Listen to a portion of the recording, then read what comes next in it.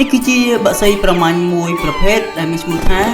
Black Eagle បក្សីប្រមាញ់ Black Eagle គឺត្រូវបានគេហៅថាជាអកខ្មៅហើយវាក៏ជាបក្សីប្រមាញ់ដ៏អស្ចារ្យមួយដែលរស់នៅតំបន់ព្រៃភ្នំក្នុងអាស៊ីផងដែរវាមានរាងធំស្លាបវែងនិងពណ៌ខ្មៅងងឹតស្ទើរតែទាំងមូលតែម្ដងអ្វីដែលធ្វើឲ្យវាមើលទៅហាក់បីដូចជាមានអំណាចនិងគួរឲ្យខ្លាចគឺនៅពេលដែលវាហោះហើរ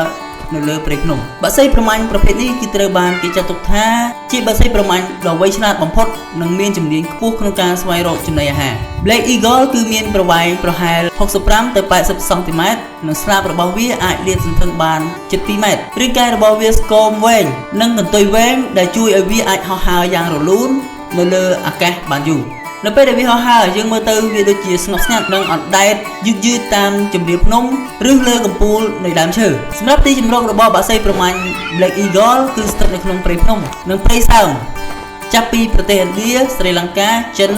ភាគខាងត្បូងរហូតដល់តំបន់អាស៊ីអាគ្នេយ៍និងឥណ្ឌូនេស៊ីផងដែរវាចូលចិត្តរស់នៅកន្លែងដែលមានដើមឈើខ្ពស់ៗនិងស្ងប់ស្ងាត់ព្រោះវាត្រូវការកន្លែងធំសម្រាប់ហោះហើរនិងការប្រមាញ់អ្វីដែលធ្វើឲ្យបក្សីប្រមាញ់ Black Eagle ខុសពីអកដទៃគឺដោយសារបច្ចេកទេសប្រមាញ់របស់វាគឺវាមិនហោះហើរពីលើខ្ពស់រួចចុះចាប់សត្វដោយអកដទៃនោះទេជំនួសវិញនៃការប្រមាញ់របស់វាគឺវាហោះទាបៗកាត់លើកំពូលដើមឈើហើយប្រើក្រញាំដ៏វែងរបស់វាឆក់យកកូនបក្សីឬក៏សុទ្ធកំប្រុកប្រជៀវឬក៏សត្វតូចៗពីលើមែកឈើដោយល្បឿនលឿនខ្លាំងបំផុតវាជាអ្នកប្រមាញ់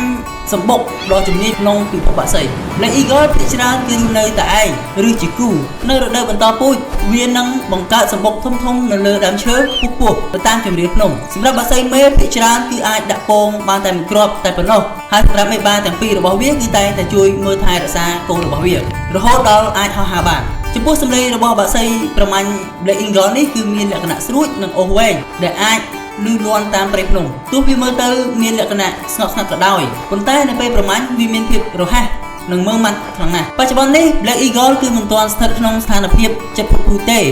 ប៉ុន្តែ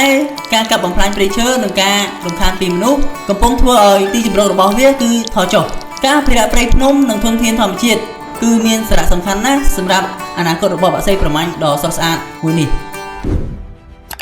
Please subscribe my YouTube channel